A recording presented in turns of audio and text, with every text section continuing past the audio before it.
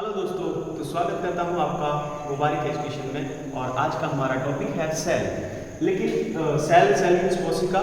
तो आज हम कोशिका के बारे में पढ़ने वाले हैं, लेकिन उससे पहले हम डिस्कस करने वाले हैं कल के टॉपिक के बारे में जो हमने लास्ट क्लास में स्टडी किया था। लास्ट क्लास में हमने पढ़ा था कि एनाटॉमी क्या होती है और फिजियोलॉजी क्या होती है। दोस्तों, सिंपल शब्दों में एनाटॉमी को अगर एक वर्ड में कहा जाए तो एनाटॉमी मतलब स्ट्रक्चर होता है और फिजियोलॉजी मतलब फंक्शन होता है। कहने का मतलब एनाटॉमी का मतलब है हमारी बॉडी के जो ऑर्गन है, ऑर्गन के स्ट्रक्चर की अगर स्टडी करेंगे तो उसको अपन पढ़ेंगे एनाटॉमी के अंदर, और अगर हमारे ऑर्गन के फंक्शन की स्टडी करेंगे तो वो करेंगे हम फिजियोलॉजी के अंदर। उसके बाद में हमने anatomy and physiology of our body ये वाला चीज पढ़ा था, एक हेडिंग।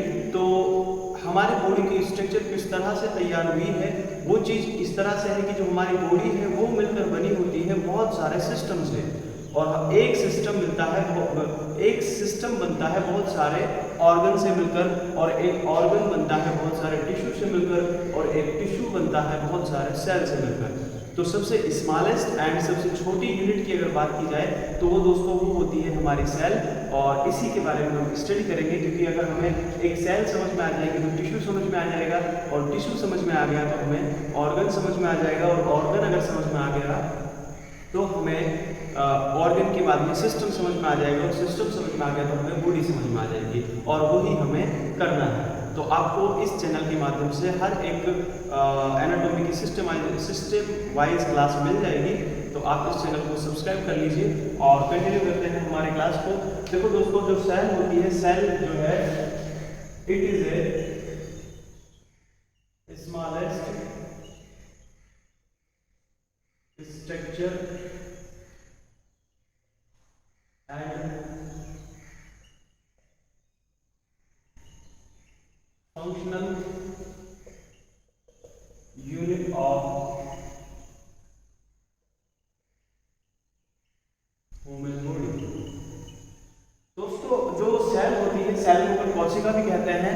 ये जो सेल है ये हमारे बॉडी की स्मॉलेस्ट स्ट्रक्चर होती है, सबसे छोटी यूनिट होती है, एंड फंक्शनल यूनिट होती है। मतलब कि इसी के लेवल पर काम स्टार्ट होते हैं, यही सारे फंक्शंस को करवाती है हमसे, और इसी के द्वारा यही हमारे बॉडी की सबसे छोटी यूनिट होती है।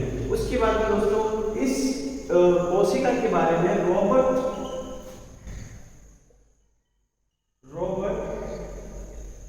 हुक नामक वैज्ञानिक ने 1665 में बताया। जो सेल है इसके बारे में दोस्तों 1665 में रॉबर्ट हुक नामक वैज्ञानिक ने बताया था।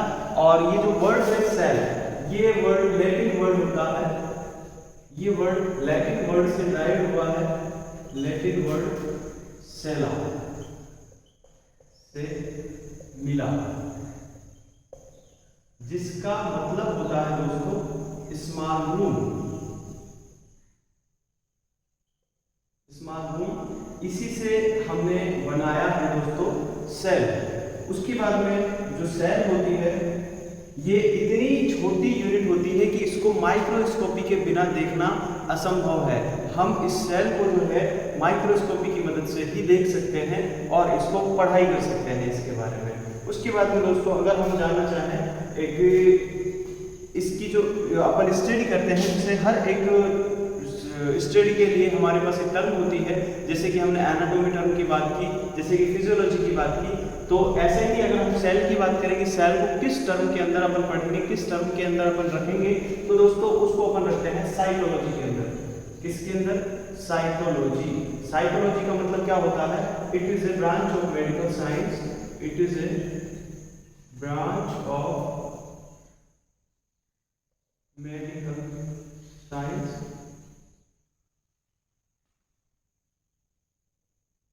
which is deal with the study of cell, with the study of cell। देखो ये दोस्तों 3-4 पॉइंट हमने पढ़े इसके बारे में कि जो सेल होती है वो हमारे बॉडी की स्मॉलेस्ट एंड फंक्शनल यूनिट होती है। एंड रॉबर्ट हुक नामक वैज्ञानिक ने इसके बारे में 1665 में हमें बताया। और जो ये सेल होती है ये लैटिन वर्ड सेला से ड्राइव हुई है, जिसका मतलब होता है स्मॉल रूम। दोस्तों स्मॉल रूम इसका मतलब होता है, इसीलिए इसको सेला कहा गया। लेकिन सेला से हमने जो वर्ड निकाला वो निकाला सेल। क्यों निकाला? क्योंकि दोस्तों देखो स्मॉल जो हमने पढ़ा था कल की क्लास में कि जो एक सेल होती है उसकी जो स्ट्रक्चर है वो एक छोटे रूम की आकार की होती है, जैसे एक छोटा रूम होता है। इसीलिए उस छोटे रूम को अपन बोलते हैं लैटिन में सेला, और इस सेला से बना हमारा सेल, तो इसीलिए इसको सेला बोलते हैं। उसके बाद में अगर बात करें अपन कि जो हमारी ये सेल होती है इसको न्यूक्लियस की प्रेजेंस के आधार पर दो भागों में बांटा जाता है। न्यूक्लियस जो इसके अंदर एक ऑर्गेनल पाया जाता है सबसे बड़ा, तो जैसे ये क्या है, ये सेल है और इसके अंदर एक स्ट्रक्चर होती है, सबसे बड़ी स्ट्रक्चर होती है जिसको अपन बोलते हैं न्यूक्लियस। इसके आधार पर दोस्तों इसको दो भागों में बांटा जाता है, और दो भागों में जो बांटा जाता है उसमें आता है एक तो है प्रोकैरियोटिक और दूसरा है यूकेरियोटिक।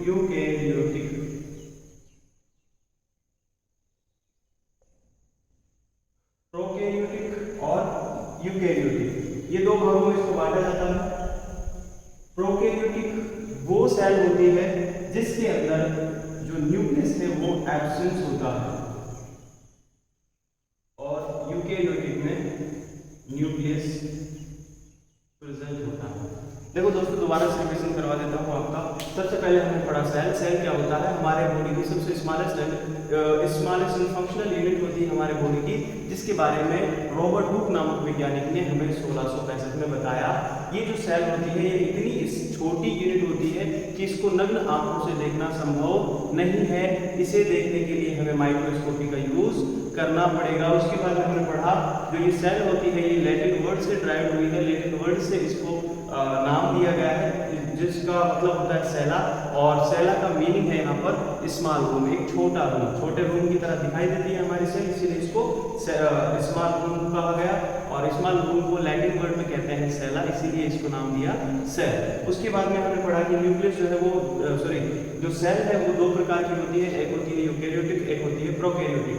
प्रोकैरियोटिक और यूकेरियोटिक जो है इनमें एक में न्यूक्लियस प्रेजेंट होता है, एक में न्यूक्लियस एब्सेंट होता है।